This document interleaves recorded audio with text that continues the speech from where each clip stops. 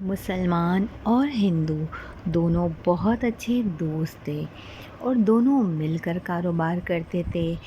آٹے کی چکی کا کاروبار دونوں مل کر سنبھالا کرتے تھے۔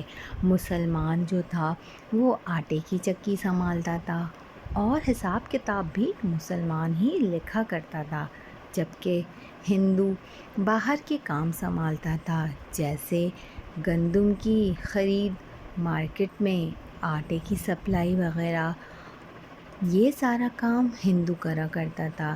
فصل سے گندم کی فصل خریدنے سے لے کر اس کو فیکٹری پہنچانے تک یہ سارا کام ہندو دوست کرتا تھا۔ ہندو روزانہ فارغ ہو کر چکی پر آیا کرتا تھا اور اپنے پارٹنر دوست کے ساتھ صلاح مشورہ کرتا اور چلا جاتا۔ کئی سال ہو گئے تھے ان دونوں کو شراکتی کاروبار کرتے ہوئے، کبھی کوئی بات ایسی نہیں ہوئی تھی۔ دونوں ایمانداری سے اپنا اپنا کام کر رہے تھے، بزنس بھی بہت اچھا چل رہا تھا اور دوستی بھی۔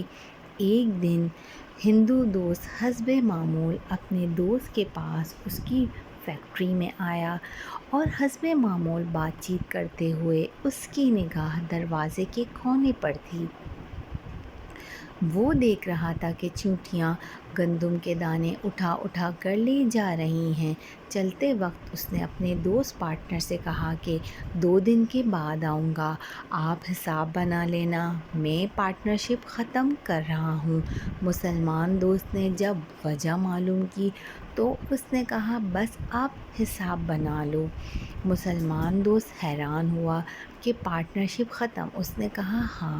مسلمان نے بنا بحث کرتے ہوئے اس سے کہا ٹھیک ہے، میں حساب کرتا ہوں۔ اس کے جانے کے بعد اب مسلمان دوست چکی کے کاموں سے فارغ ہوا اور حساب کا کھاتا لے کر بیٹھا۔